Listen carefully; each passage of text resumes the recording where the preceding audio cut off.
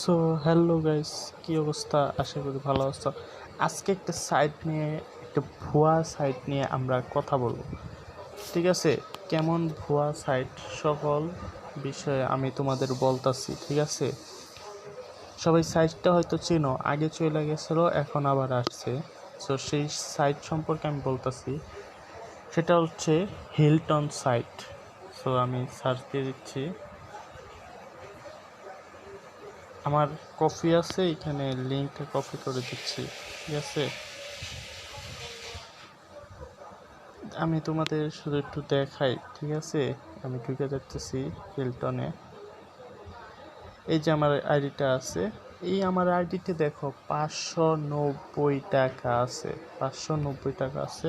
এবং এখানে দেখো পুনরায় আমি 200 টাকা একটা কিনছি, এটা 2 দিন গেছে, এটা 9 দিন গেছে। ঠিক আছে, এই দেখো আমার আছে, এই দেখো 200 টাকায় পণ্য কিনছিলাম।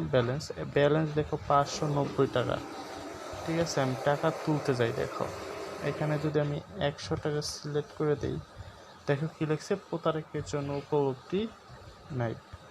এখানে কি লিখছে, প্রতারকের উপলব্ধি নয়। আবার দেখো 200 লিখছি, 200 লিখলে একই দেখাচ্ছে। তারপরে দেখো 590, কিচ্ছু না, উপলব্ধি তো 0। এটা হচ্ছে একটা,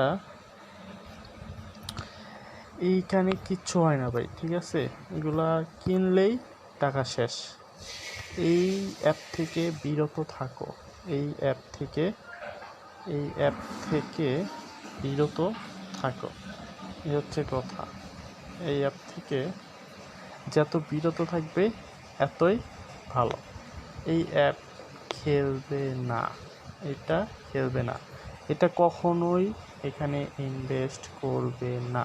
এই দেখো ইনভেস্ট, এই অ্যাপে কোনো সময়ই ইনভেস্ট করবে না। এই দেখো আমি আবার উঠাই, 100 উপলব্ধি 0, উপলব্ধিগত 0, 200 উপলব্ধি 0, 500 উপলব্ধি 0।